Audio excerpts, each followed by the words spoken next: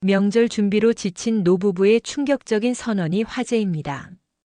온 가족이 모인 설날 자리에서 70살 아버지가 던진 한마디가 가족의 운명을 바꿔놓았습니다. 다음 명절부터 오지 마라는 이 말 한마디로 시작된 노부부의 독립선언이 SNS를 뜨겁게 달구고 있습니다. 40년 넘게 자식을 위해 희생한 부모가 선택한 새로운 인생 이막. 자식들의 뒷바라지를 위해 자신의 삶을 미뤄온 부모님들의 마음을 대변한다는 이 이야기에 중년층과 노년층의 뜨거운 공감이 이어지고 있습니다. 자식이 아닌 나 자신으로 살고 싶다는 70대 부부의 용기 있는 선택, 그 특별한 여정을 지금부터 함께 하시겠습니다. 여기서 잠깐 더 많은 이야기와 재미있는 콘텐츠를 놓치지 않으시려면 지금 바로 구독과 알림 설정을 해주세요. 여러분의 관심이 저희 채널에게 큰 힘이 됩니다. 새벽 5시 창문 너머로 내리는 비가 설날의 시작을 알렸습니다. 방 안에는 김영자의 부산한 움직임만이 들려왔죠. 칼 도마 소리와 함께 김영자는 가끔 한숨을 내쉬었습니다. 명절 준비는 언제나 그녀의 몫이었으니까요. 여보, 이제 일어나셨어요?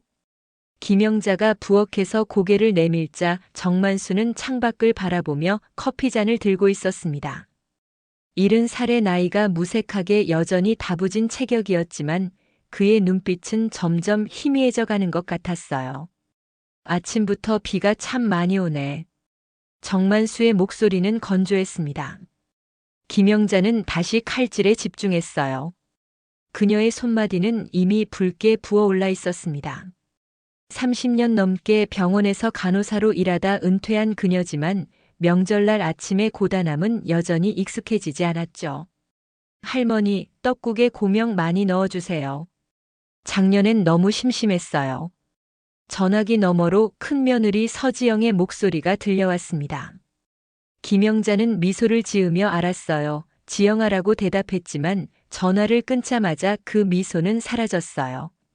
또 뭐래? 정만수가 물었습니다. 고명이 부족했대요. 지난번엔 소금 간이 짰다고 했는데. 김영자의 말은 흐지부지 끝났습니다. 정만수는 말없이 창밖을 응시했어요. 은퇴한 중학교 교사였던 그는 학생들에게는 엄격했지만 가족에게는 항상 묵묵히 참고 살아왔죠. 하지만 최근 들어 그의 인내심이 한계에 다다르고 있었습니다. 큰아들네는 10시에 온대요. 민석이네는 11시, 유진이는 점심 먹고 온대요. 김영자의 말에 정만수는 고개만 끄덕였습니다. 매년 반복되는 설날이었지만 올해는 왠지 더 버겁게 느껴졌어요. 할아버지, 이번에 용돈 좀 많이 주세요. 학원비가 올랐거든요. 둘째 손자의 메시지를 전하는 김영자의 목소리가 흔들렸습니다. 그들의 고정 수입은 얼마 없었죠. 연금으로 겨우 생활하는 노부부에게 손주들의 용돈은 부담이었습니다. 알았어, 준비해둘게. 정만수의 대답은 언제나처럼 짧았어요. 8시 김영자는 떡국 육수를 끓이며 간간히 창밖을 바라봤습니다. 비는 점점 더 강해져 창문을 두드렸죠. 마치 무언가 경고하는 듯한 소리였어요. 여보, 감기약 좀 가져다 주세요. 어제부터 목이 아파서. 정만수는 아내의 목소리에 약통을 찾아 건넸습니다.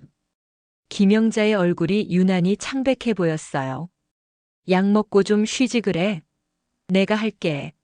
하지만 김영자는 고개를 저었습니다. 괜찮아요. 곧 아이들이 올 텐데 준비해야죠.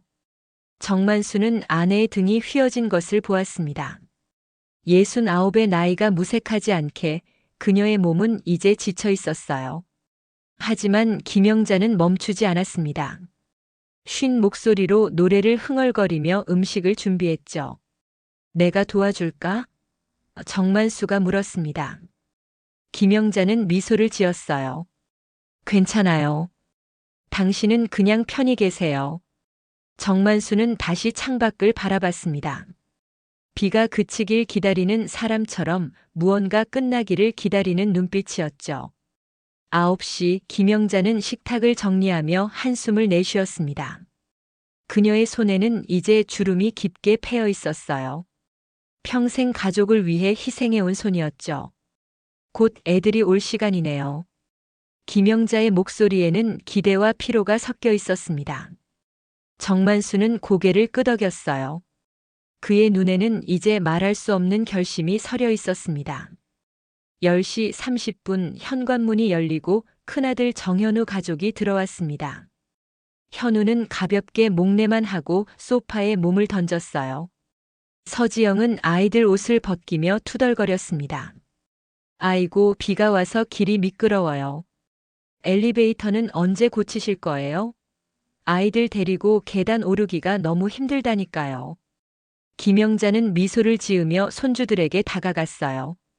우리 강이 서연이 왔구나. 할머니가 맛있는 떡국 끓여놨어. 서지영은 부엌으로 들어가 음식을 살펴보더니 눈살을 찌푸렸습니다. 어머니, 이번에도 나물이 짜네요. 요새 아버님 혈압은 어떠세요? 정만수는 말없이 신문을 넘겼습니다. 그의 손끝이 미세하게 떨리고 있었어요. 11시 둘째 정민석 가족이 도착했습니다. 윤혜진은 문을 열자마자 아이를 김영자에게 맡겼어요. 어머니, 수민이가 아침부터 열이 있어요. 좀 봐주세요. 저는 화장실 좀 다녀올게요. 김영자는 손주의 이마를 짚어보며 걱정스러운 표정을 지었습니다. 열이 있네. 내 약통에 해열제가 있을 거예요. 정민석은 아버지 옆에 앉았지만 대화를 나누진 않았어요. 스마트폰만 들여다보며 가끔 웃음을 터뜨렸죠. 민석아, 회사는 어떠니? 정만수가 물었습니다. 네. 아, 그냥 그래요. 바빠요. 정민석의 대답은 짧았어요. 12시 부엌은 이미 전쟁터가 되어 있었습니다. 김영자는 땀을 흘리며 음식을 나르고 서지영과 윤혜진은 소파에 앉아 각자의 아이들 이야기를 나누고 있었죠. 어머니, 국물 좀 더 끓여주세요. 아이들이 더 먹겠대요. 김영자는 꾸벅 허리를 숙이더니 다시 부엌으로 향했습니다. 정만수의 시선이 그녀의 뒷모습을 따라갔어요. 그의 눈에는 측은함과 분노가 교차했습니다. 유진이는 아직도 안 오네. 정만수가 중얼거렸어요. 막내니까 특권이죠, 뭐. 현우가 웃으며 말했습니다. 아버지, 이번 달에 제 차 할부금 좀 도와주실 수 있으세요? 회사에서 보너스가 예상보다 적게 나와서요. 정만수의 눈이 흔들렸어요. 그는 천천히 신문을 접었습니다. 너희 각자 집이 있고 월급도 받는데 왜 자꾸 노인네 돈을 바라니? 갑작스런 정만수의 말에 거실이 조용해졌습니다. 서지영이 눈을 동그랗게 뜨고 남편을 쳐다봤어요. 아버지, 그게 무슨 말씀이세요? 저희가 언제 돈을? 김영자가 부엌에서 뜨거운 국을 들고 나왔습니다. 자, 더 드세요. 금방 더 끓였어요. 그때였어요. 윤혜진이 무심코 내뱉은 말이 모든 것을 바꿔놓았습니다. 어머니, 이번에 김치는 좀 싱겁네요. 지난번보다 더 맛이 없어졌어요. 요새 입맛이 없으신가 봐요?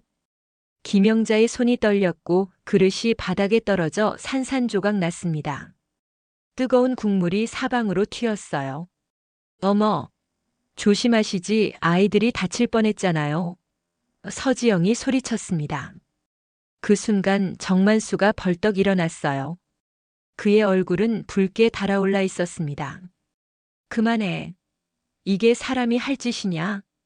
정만수의 외침에 모두가 놀라 그를 바라봤습니다. 평생 목소리 한 번 높이지 않던 아버지의 폭발이었어요. 당신들은 도대체 부모를 뭐라고 생각하는 거야? 밥 짓는 가정부, 돈 주는 은행? 현우가 당황해 입을 열었습니다. 아버지, 갑자기 왜 그러세요? 갑자기? 30해가 넘도록 참아온 게 갑자기야? 정만수의 목소리가 떨렸어요. 너희 어머니 좀 봐라. 새벽부터 일어나 병든 몸으로 요리하고 손주 돌보고. 그런데 돌아오는 건 뭐냐? 짜다 싱겁다 맛없다. 이게 사람 대접이냐? 김영자가 당황해 남편의 팔을 잡았습니다. 여보, 진정해요. 아이들도 있잖아요. 하지만 정만수는 아내의 손을 뿌리쳤어요. 이제 됐어. 다음 명절부터 오지 마라. 이제 늙은 부모 신경 쓰지 말고 너희들끼리 잘 지내. 거실에 침묵이 내려앉았습니다. 아이들은 놀라 울음을 터뜨렸고 어른들은 서로 얼굴만 바라봤어요. 아버지.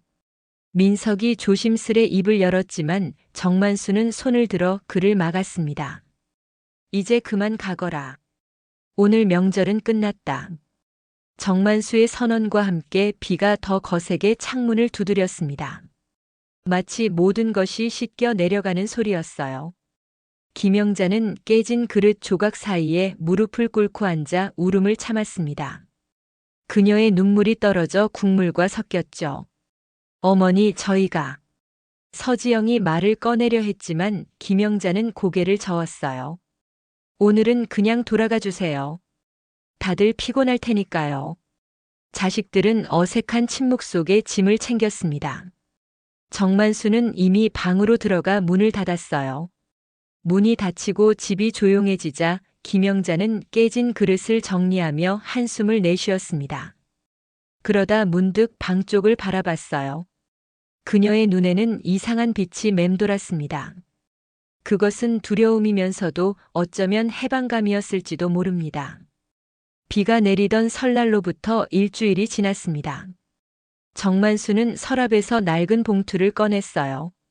그 안에는 몇 달 전부터 모아둔 원룸 전단지들이 가지런히 정리되어 있었습니다. 여보, 잠시 와보세요. 정만수가 김영자를 불렀습니다. 김영자는 빨래를 개다 말고 남편에게 다가왔어요. 무슨 일이세요? 이거 한번 봐. 정만수는 전단지를 펼쳤습니다. 우리 집 근처에 괜찮은 원룸이 많이 나왔더라고. 김영자는 놀란 눈으로 남편을 바라봤어요. 원룸이요? 무슨 말씀이신지. 우리 이사 가자. 정만수의 목소리는 단호했습니다. 이 집에서 나가서 우리끼리 살자고. 김영자는 전단지를 받아들고 한참을 바라봤어요. 40년 넘게 살아온 새 아이를 키워낸 집을 떠난다는 생각은 그녀에게 낯설었죠. 그럼 이 집은요? 김영자가 물었습니다. 비워두자. 애들이 필요하면 쓰라고 하든가. 정만수가 대답했어요. 우리는 이제 좀 편하게 살아보자. 그날 저녁 두 사람은 처음으로 진지하게 대화를 나눴습니다. 40년 결혼 생활 동안 이렇게 솔직한 대화는 처음이었는지도 모릅니다. 난 정말 지쳤어. 정만수가 말했어요. 이제 우리 나이에 자식들 뒷바라지하고 손주들 용돈 주고. 그러다 인생 끝날 것 같아. 김영자는 남편의 손을 잡았습니다. 저도 사실 명절만 되면 겁이 나요. 아프면서도 음식 준비하고 끝나고 나면 일주일은 알아누워요. 그러니까 정만수의 목소리가 더 확신에 찼습니다. 이건 도망이 아니야. 우리의 독립이지. 다음 날부터 두 사람의 행동은 달라졌어요. 자식들의 전화는 받지 않았고 메시지도 읽지 않았습니다. 대신 함께 원룸을 보러 다녔죠. 사흘째 되는 날 현우가 직접 찾아왔습니다. 아버지, 전화도 안 받으시고. 무슨 일 있으세요? 정만수는 차분하게 대답했어요. 별일 없다. 그냥 좀 바빴을 뿐이야. 설날에 그러시고. 어머니도 연락이 안 되시고. 저희가 많이 걱정했어요. 정만수는 아들을 바라봤습니다. 걱정됐으면 직접 찾아오지 그랬니? 일주일이나 지났는데. 현우는 말문이 막혔어요. 사실 그는 아버지의 분노가 가라앉기를 기다렸던 것뿐이었으니까요. 아버지, 어머니. 저희가 뭐 잘못한 게 있다면 사과드릴게요. 하지만 너무 오해하지 마세요. 김영자가 부엌에서 나와 아들을 바라봤습니다. 오해가 아니야, 현우야. 우리도 이제 우리 삶을 살 나이가 됐어. 무슨 말씀이신지. 현우가 어리둥절한 표정으로 물었어요. 정만수가 원룸 전단지를 내밀었습니다. 우리 이사 갈 거다. 작은 원룸으로. 네. 갑자기 왜요? 돈이 필요하시면 저희가. 돈 문제가 아니야. 정만수가 아들의 말을 끊었어요. 우리도 이제 우리만의 시간이 필요해. 현우는 당황한 표정으로 부모를 번갈아 쳐다봤습니다. 다른 형제들에게도 말씀드려야. 내 마음대로 해라. 정만수가 말했어요. 하지만 우리 결정은 바뀌지 않을 거야.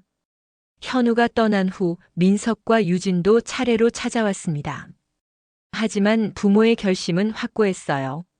아버지, 어떻게 40년 넘게 사신 집을 떠나실 수 있어요? 유진이 울먹이며 물었습니다. 정만수는 딸의 머리를 쓰다듬었어요.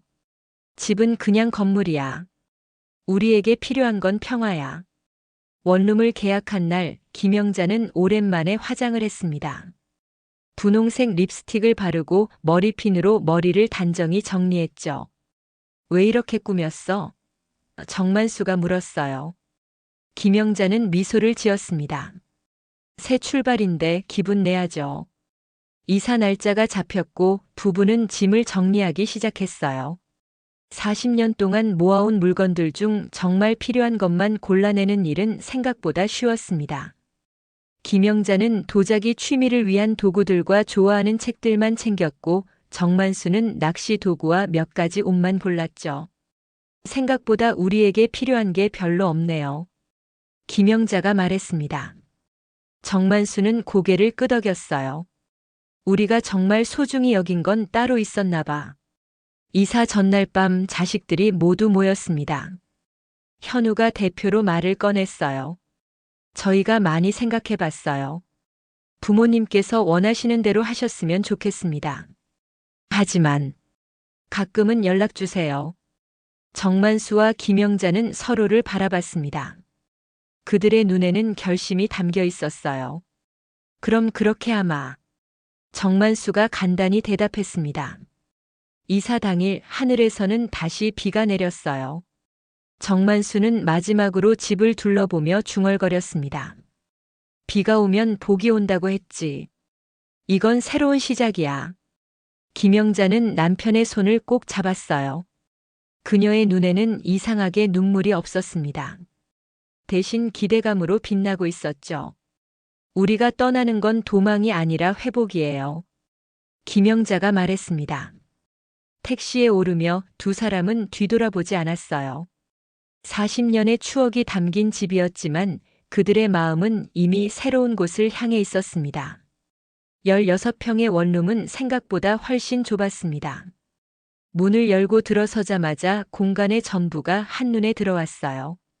침대와 작은 식탁, 미니 주방, 그리고 작은 화장실이 전부였죠. 생각보다 좀 좁네요. 김영자가 짐을 내려놓으며 말했습니다. 정만수는 침대에 앉아 둘러봤어요. 아니, 딱 좋은데? 우리 둘이 살기에 충분해. 비는 계속 내리고 있었습니다. 창문에 떨어지는 빗방울 소리가 새로운 공간을 채웠어요. 김영자는 조용히 짐을 풀기 시작했습니다. 40년 동안 살았던 넓은 집과는 너무나 다른 환경이었지만 이상하게 마음이 편안했어요. 여기 창문으로 보이는 뷰가 좋네요. 김영자가 커튼을 젖히며 말했습니다. 작은 창문 너머로 도시의 야경이 펼쳐졌어요. 정만수도 창가로 다가왔습니다. 그러게. 우리 집에선 볼 수 없었던 풍경이네. 두 사람은 한동안 창밖을 바라보며 말없이 서 있었어요. 새로운 시작이라는 현실감이 서서히 밀려왔습니다. 저기, 우리 뭐 먹을까요? 김영자가 잠시 후 물었어요. 정만수는 주머니에서 핸드폰을 꺼냈습니다. 오늘은 내가 뭐 시켜 먹을까? 치킨 어때? 김영자의 눈이 동그래졌어요. 치킨이요? 당신이 배달 음식을 시키신다고요? 정만수는 웃음을 터뜨렸습니다. 왜? 배달 음식도 못 시켜? 이제 우리끼리니까 맘대로 해보자고. 김영자도 따라 웃었어요. 그녀는 문득 깨달았습니다. 지금 이 순간 그들은 누군가의 부모가 아닌 그냥 한 부부로 존재하고 있었어요.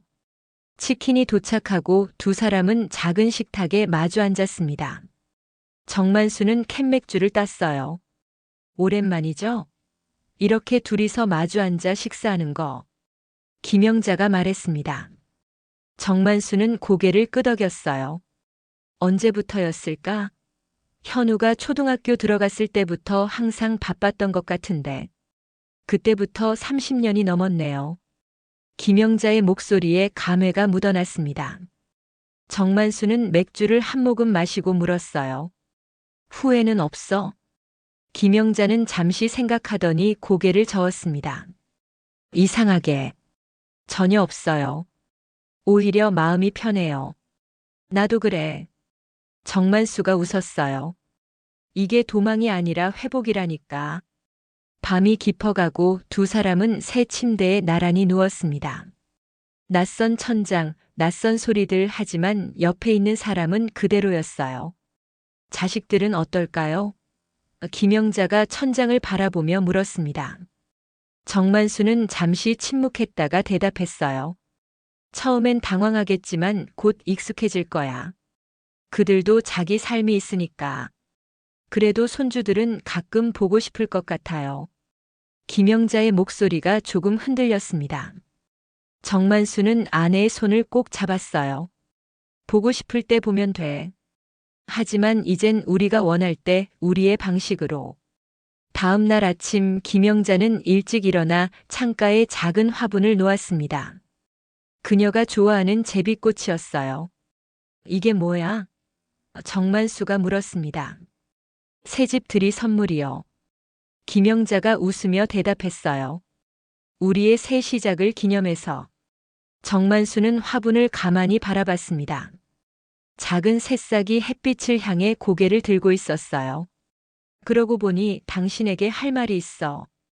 정만수가 갑자기 진지한 표정을 지었습니다. 김영자는 긴장한 표정으로 남편을 바라봤어요. 무슨 일이세요? 이제부터 내가 아침 식사를 준비할게. 정만수의 말에 김영자는 놀란 눈으로 그를 바라봤습니다. 당신이요? 지금까지 한 번도. 그러니까 이제 시작하는 거지. 정만수는 씩 웃으며 냉장고 문을 열었어요.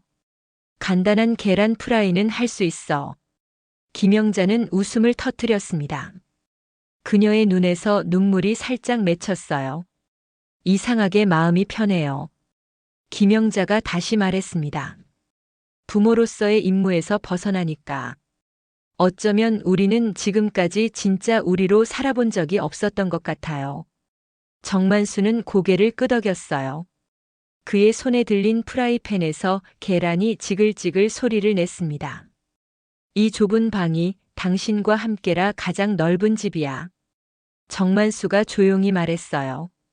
김영자는 창밖을 바라봤습니다. 어제의 비는 그치고 맑은 하늘이 펼쳐져 있었어요. 마치 그들의 미래처럼 밝게 빛나고 있었습니다. 원룸으로 이사한 지 6달이 흘렀습니다.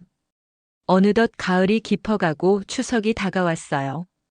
김영자는 달력을 보며 한숨을 내쉬었습니다. 여보, 추석이 이번 주네요. 정만수는 신문에서 눈을 떼지 않고 대답했어요. 그렇네. 자식들한테 뭐라고 할까요? 김영자가 조심스레 물었습니다. 정만수는 천천히 신문을 접었어요. 뭐라고 하긴 아무것도 안 하면 돼. 김영자는 남편을 물끄러미 바라봤습니다.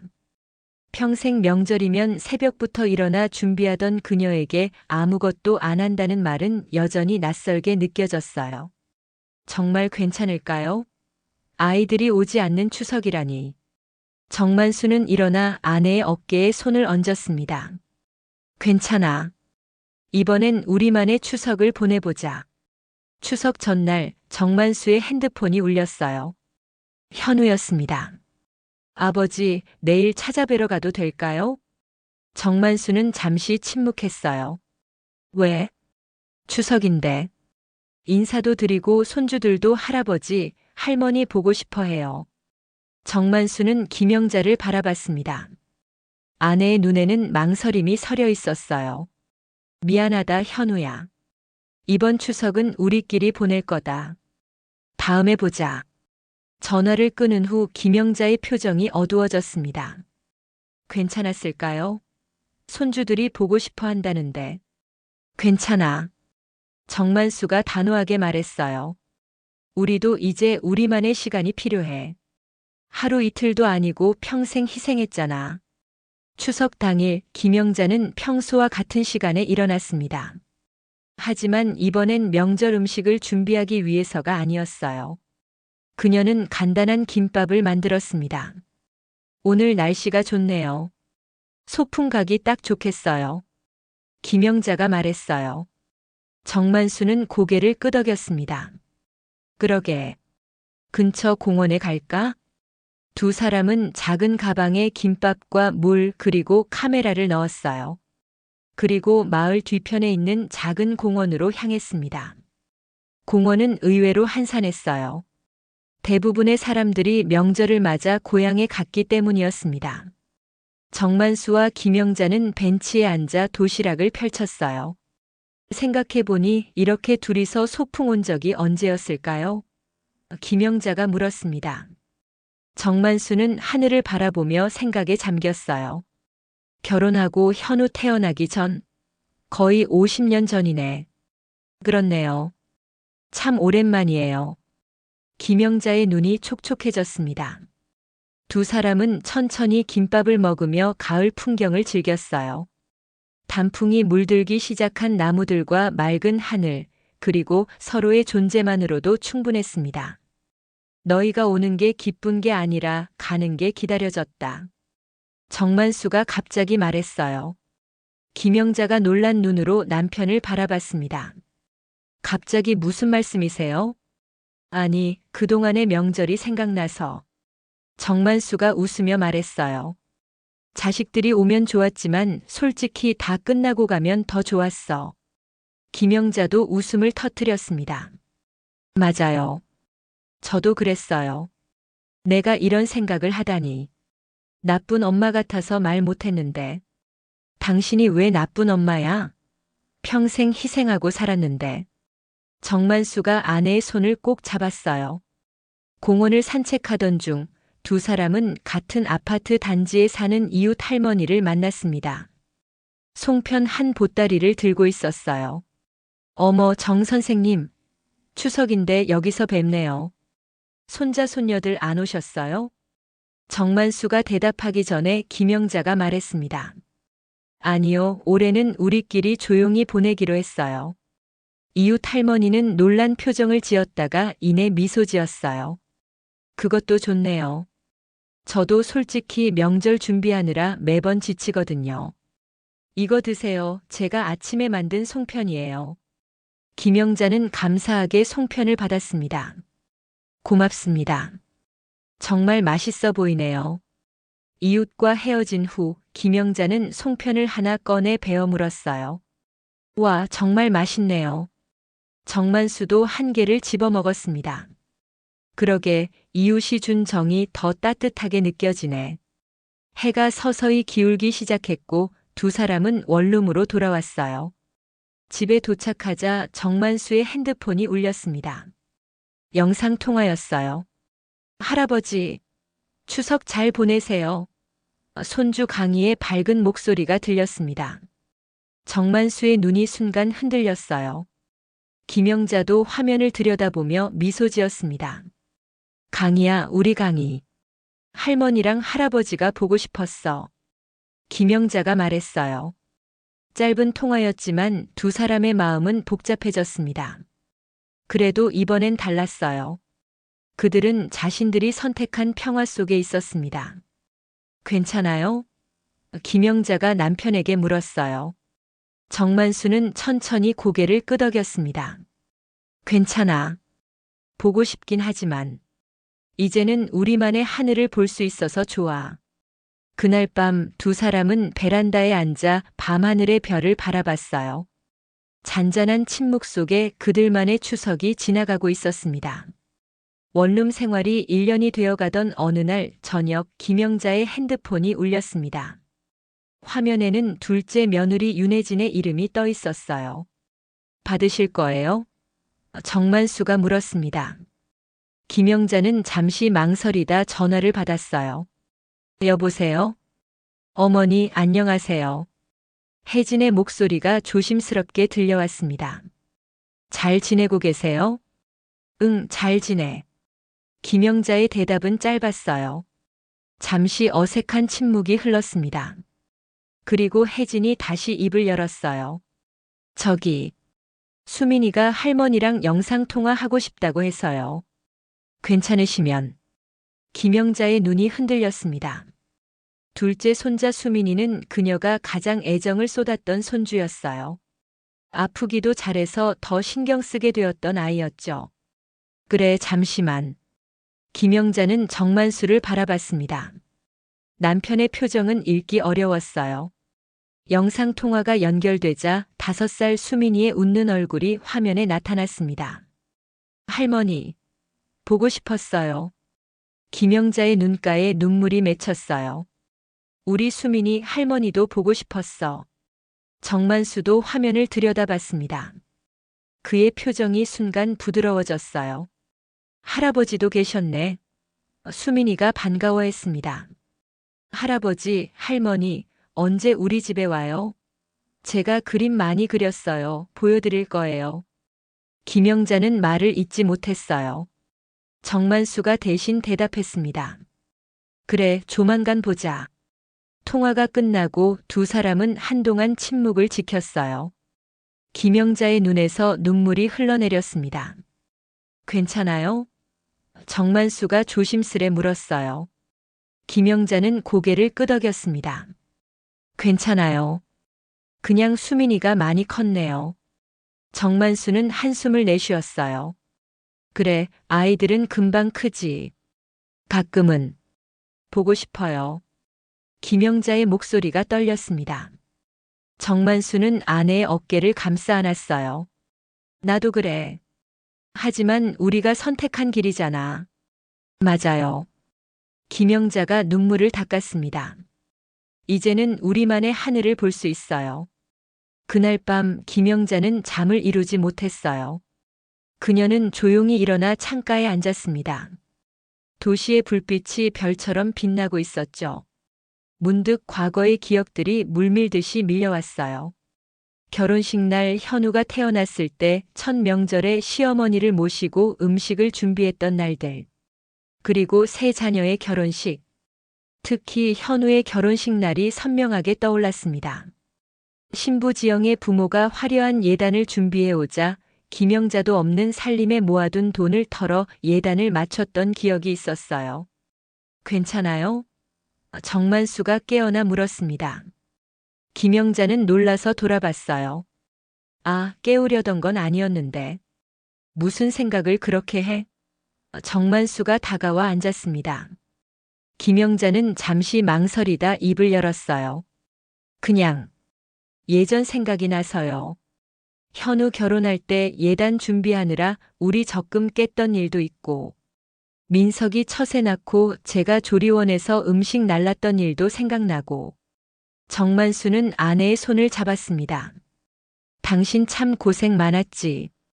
당신도요. 김영자가 남편을 바라봤어요. 아이들 대학 등록금 마련하려고 투잡하던 시절도 있었잖아요. 두 사람은 함께 과거를 회상했습니다. 자식들을 위해 희생했던 모든 순간들이 마치 영화처럼 스쳐 지나갔어요.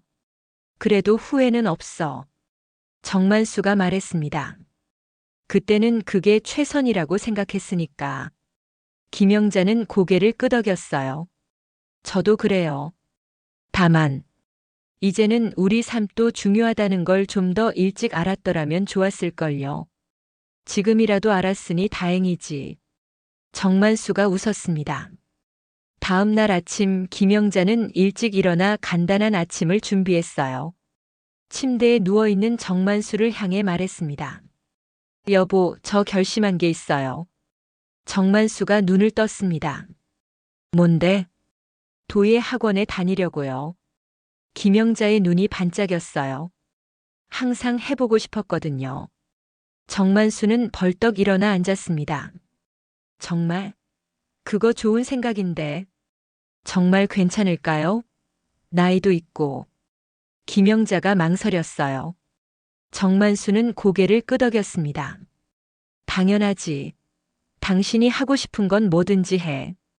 그렇게 말해주니 용기가 나네요. 김영자가 활짝 웃었어요. 손주보다 이젠 내 손주름이 더 걱정이에요. 정만수도 웃음을 터뜨렸습니다. 나도 뭔가 시작해볼까? 작은 텃밭이라도 가꿔볼까 싶어. 그날 저녁 다시 민석에게서 전화가 왔어요. 이번엔 정만수가 받았습니다. 아버지, 어머니랑 함께 저희 집에 오시면 안 될까요? 수민이 생일인데. 정만수는 김영자를 바라봤어요. 아내의 눈에는 망설임이 보였습니다. 미안하다, 민석아. 이번엔 어렵겠다. 정만수가 대답했어요. 할아버지, 할머니 선물은 택배로 보낼게. 전화를 끊고 나서 김영자가 물었습니다. 정말 안 갈 거예요? 정만수는 단호하게 고개를 저었어요. 이번엔 안 가는 게 좋겠어. 다시 예전으로 돌아갈 수는 없으니까. 김영자는 한숨을 내쉬었지만 곧 고개를 끄덕였습니다. 당신 말이 맞아요. 우리도 새로운 삶을 시작했으니까요. 그날 밤 두 사람은 오랜만에 소주 한 병을 나눠 마셨어요. 그리고 서로의 새로운 꿈에 대해 이야기했습니다. 갈등의 그림자가 있었지만 그들의 결심은 더욱 단단해졌습니다. 이사한 지 1년 반이 지났습니다. 김영자의 도예교실 첫 전시회가 열리는 날이었어요. 작은 문화센터 한쪽에 그녀가 만든 도자기들이 진열되어 있었습니다. 긴장되네요. 김영자가 손을 비비며 말했어요. 정만수는 아내의 어깨를 토닥였습니다. 뭐가 긴장돼? 당신 작품들이 제일 예쁘던데. 과찬이세요. 김영자는 쑥스럽게 웃었어요. 하지만 그녀의 눈에는 자신감이 빛나고 있었습니다. 전시회장에는 도예교실 수강생들과 그들의 가족들로 북적였어요. 김영자의 작품 앞에서 사람들이 감탄하며 사진을 찍었습니다. 영자 씨가 만든 찻잔 세트가 정말 아름답네요. 판매하실 생각은 없으세요? 한 방문객이 물었어요. 김영자는 놀란 표정을 지었습니다. 판매요? 전 아직 초보인데. 아니에요. 정말 실력이 좋으세요. 제가 카페를 하는데 이런 찻잔으로 차를 내고 싶어요. 정만수가 옆에서 웃으며 말했어요. 내 아내가 재능이 있죠? 관심 있으시면 연락처 드릴게요. 김영자는 남편을 놀란 눈으로 바라봤습니다. 정만수는 자신감 넘치는 표정으로 명함을 건넸어요. 전시회가 끝나고 두 사람은 근처 식당에서 저녁을 먹었습니다. 김영자의 얼굴에는 행복한 미소가 가득했어요. 오늘 정말 좋은 날이었어요. 김영자가 와인 잔을 들며 말했습니다. 정만수도 잔을 들었어요. 당신의 첫 전시회를 축하해. 사람들이 제 작품을 사고 싶다고 할 줄은 몰랐어요. 김영자의 목소리에 감격이 묻어났습니다. 정만수는 웃음을 지었어요. 나는 알았어. 당신 재능이 있다니까. 김영자는 남편을 바라봤습니다. 그의 얼굴에도 자부심이 서려 있었어요. 서로를 바라보는 그들의 눈빛은 마치 젊은 시절로 돌아간 것 같았습니다. 당신도 요즘 행복해 보여요. 김영자가 말했어요. 텃밭 가꾸는 게 그렇게 즐겁나 봐요? 정만수는 고개를 끄덕였습니다. 상상도 못했어. 내가 흙을 만지며 이렇게 행복해할 줄은. 원룸 근처 작은 공동 텃밭에서 정만수는 상추와 방울토마토, 고추를 키우고 있었어요. 처음에는 서툴렀지만 이제는 동네에서 인정받는 농사꾼이 되었습니다. 아침마다 내가 기른 채소로 샐러드 해먹는 게 얼마나 뿌듯한지 몰라.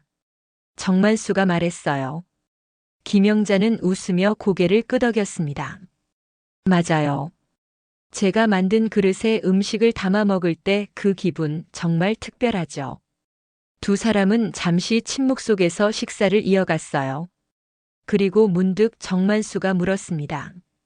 지난번에 민석이가 물었던 돈 기억나? 김영자는 고개를 끄덕였어요. 2달 전 민석이 차 할부금을 도와달라고 했었습니다. 그 돈으로 우리 뭐 했지? 정만수가 다시 물었어요. 김영자는 생각에 잠겼다가 대답했습니다. 제 도예 수업 등록했죠. 그리고 당신 텃밭 도구도 샀고요. 그렇지. 정만수가 웃었어요. 자식들이 요구했던 그 돈과 시간이 이제 온전히 우리에게 쓰이는군. 김영자도 웃음을 지었습니다. 생각해보니 참 신기해요. 지금껏 자식들에게 얼마나 많은 시간과 돈을 썼는지. 후회 없어? 정만수가 물었어요. 김영자는 고개를 저었습니다. 아니요, 후회는 없어요. 다만 이제 우리만의 시간이 생겼다는 게 너무 행복해요. 저녁 식사를 마치고 집으로 돌아오는 길 2사람은 손을 꼭 잡고 걸었어요. 밤하늘에는 별이 가득했습니다. 내일 뭐 할까? 정만수가 물었어요. 김영자는 잠시 생각하더니 대답했습니다. 도자기 작업실에서 새로운 작품 만들고 싶어요. 당신은요? 나는 오전에 텃밭 다녀오고 오후에는 낚시 동호회 사람들 만나기로 했어. 정만수가 말했어요. 우리 참 바빠졌네요. 김영자가 웃으며 말했습니다. 정만수도 웃음을 지었어요. 그러게 은퇴하고 더 바빠졌어. 집에 도착해 현관문을 열자 김영자의 핸드폰이 울렸습니다. 유진이었어요. 어머니 안녕하세요. 잘 지내세요? 김영자는 미소를 지으며 대답했습니다. 응, 잘 지내. 너는? 저희 부부가 다음 주에 어머니, 아버지 댁에 찾아뵈도 될까요? 오랜만에 뵙고 싶어서요. 김영자는 정만수를 바라봤어요. 남편은 고개를 끄덕였습니다. 그래, 와도 좋아. 하지만 우리 집이 좁으니까 잠깐만 있다 가야 해. 김영자가 말했어요. 네, 알겠어요. 정말 보고 싶었어요, 어머니. 전화를 끊고 김영자는 한숨을 내쉬었습니다. 괜찮을까요? 정만수는 고개를 끄덕였어요. 괜찮아. 이제 우리는 달라졌으니까. 예전처럼 끌려다니지 않을 거야. 김영자는 미소를 지었습니다. 맞아요. 더는 누군가의 부모로만 살지 않겠습니다. 그날 밤 김영자는 작은 스케치북에 새로운 도자기 디자인을 그렸어요. 정만수는 그녀 옆에 앉아 텃밭 일지를 작성했습니다. 2사람의 얼굴에는 평온함이 깃들어 있었어요. 이제 우리만의 시간이 생겼어요. 김영자가 조용히 말했습니다. 정만수는 고개를 끄덕이며 아내의 손을 꼭 잡았어요. 그것은 동의의 표시이자 사랑의 확인이었습니다. 원룸 생활 2년차 다시 설날이 찾아왔습니다. 창밖으로 눈이 소리 없이 내리고 있었어요. 새하얀 세상이 창문 너머로 펼쳐져 있었죠. 여보, 일어나세요. 설날 아침이에요. 김영자가 정만수를 깨웠습니다. 정만수는 천천히 눈을 떴어요. 벌써 아침이야? 네, 눈이 와요. 정말 예쁘게 내려요. 김영자의 목소리에 설렘이 가득했습니다. 정만수는 일어나 창가로 다가갔어요. 도시 전체가 하얀 눈으로 덮여 있었습니다. 마치 새 출발을 알리는 듯 했죠. 작년과는 다른 설날이네. 정만수가 말했어요. 김영자는 미소 지으며 고개를 끄덕였습니다. 올해는 우리만의 설날이니까요. 아침 식사는 간단했어요. 김영자가 직접 만든 떡국과 몇 가지 밑반찬이 전부였습니다. 하지만 그 떡국은 김영자가 도예 수업에서 만든 그릇에 담겨 있었죠. 당신이 만든 그릇에 먹으니 더 맛있네. 정만수가 웃으며 말했어요. 김영자는 쑥스러워하며 웃었습니다. 과찬이세요. 아직 많이 서툴러요. 아니야, 정말 예뻐. 정만수의 칭찬에 김영자의 얼굴이 밝아졌어요. 식사를 마치고 2사람은 차를 마시며 창밖의 풍경을 바라봤습니다. 차도 김영자가 만든 찻잔에 담겨 있었죠. 여보, 생각이 있어요. 김영자가 조심스레 말을 꺼냈어요. 정만수는 호기심 어린 눈으로 아내를 바라봤습니다. 뭔데? 올해는 여행 가요. 김영자의 눈이 반짝였어요. 제주도에 가보고 싶어요. 한 번도 못 가봤거든요. 정만수는 잠시 생각에 잠겼다가 고개를 끄덕였습니다. 좋은 생각이야. 우리 그동안 여행다운 여행 한 번 못 갔지. 정말요? 가도 괜찮아요? 김영자의 목소리가 기대감으로 떨렸어요. 정만수는 웃으며 대답했습니다. 당연하지. 이제 우리 돈 우리가 쓰는 거잖아. 두 사람은 한동안 여행 계획을 세우며 설레는 시간을 보냈어요. 자식들 대학 등록금, 결혼 비용, 손주들 용돈으로 쓰였을 돈이 이제는 그들만의 추억을 만들어줄 것이었습니다. 오전 10시 정만수의 핸드폰이 울렸어요. 현우였습니다. 아버지, 새해 복 많이 받으세요. 저희가 인사드리러 가도 될까요? 정만수는 잠시 고민하다가 대답했습니다. 고맙다만 오늘은 어렵겠다. 우리도 따로 계획이 있어. 아, 그러세요? 알겠습니다. 현우의 목소리에는 실망감이 묻어났어요. 전화를 끊고 김영자가 물었습니다. 정말 안 오게 하는 게 좋을까요? 정만수는 확신에 찬 목소리로 대답했어요. 그래, 이제 우리는 달라졌어. 자식들도 그걸 받아들여야 해. 김영자는 잠시 생각에 잠겨 있다가 고개를 끄덕였습니다. 맞아요. 우리도 이제 우리 자신의 삶을 살아가기로 했으니까요. 그것도 늦지 않게. 두 사람은 간단히 준비를 마치고 밖으로 나갔어요. 하얀 눈이 소리 없이 내리는 거리를 천천히 걸었습니다. 어디 가고 싶어요? 정만수가 물었어요. 김영자는 잠시 생각하더니 대답했습니다. 영화나 볼까요? 오랜만에 영화관에서 영화 보고 싶어요. 좋은 생각이야. 정만수가 웃으며 말했어요. 눈 내리는 거리를 걸으며 두 사람은 서로의 손을 꼭 잡았습니다. 그들의 발자국이 하얀 눈 위에 선명하게 찍혔어요. 하얀 눈 위에 이제 우리 발자국을 찍어가자. 정만수가 말했습니다. 김영자는 웃으며 고개를 끄덕였어요. 네, 우리만의 길을 만들어가요. 영화관에 도착해 표를 끊고 두 사람은 팝콘을 사들고 상영관으로 들어갔습니다. 오랜만에 느끼는 설렘에 그들의 얼굴은 마치 젊은 연인들처럼 빛났어요. 영화가 끝나고 식당에서 늦은 점심을 먹으며 김영자가 물었습니다. 여보, 후회 없어요? 이렇게 바꾼 거. 정만수는 단호하게 고개를 저었어요. 전혀. 이게 진짜 우리 삶이야. 저도 그래요. 김영자의 눈에 눈물이 맺혔습니다. 평생 남편의 아내로 아이들의 엄마로만 살아왔는데 이제는 내가 김영자로 사는 것 같아요. 정만수는 아내의 손을 꼭 잡았어요. 나도 그래. 이제 우리는 누구의 부모가 아니라 한 사람으로 살아가는 거야. 저녁이 되어 원룸으로 돌아오는 길, 눈은 그치고 하늘에는 별들이 빛나기 시작했습니다. 집에 도착해 현관문을 열자 따뜻한 공기가 그들을 반겼어요. 오늘 정말 좋은 하루였어요. 김영자가 코트를 벗으며 말했습니다. 정만수도 웃으며 고개를 끄덕였어요. 그래, 최고의 설날이었어. 김영자는 작은 케이크를 냉장고에서 꺼냈습니다. 깜짝 선물이에요. 우리의 새로운 시작을 축하하는 의미로. 정만수는 놀란 표정을 지었다가 이내 따뜻한 미소를 지었어요. 고마워. 당신은 항상 나를 놀라게 해. 케이크에 촛불을 켜고 두 사람은 함께 불었습니다. 마치 새로운 삶의 시작을 알리는 의식 같았어요. 우리 소원이 뭘까요? 김영자가 물었습니다.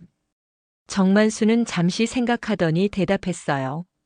그냥 이대로 행복하게 살아가는 거. 저도 같은 소원이에요.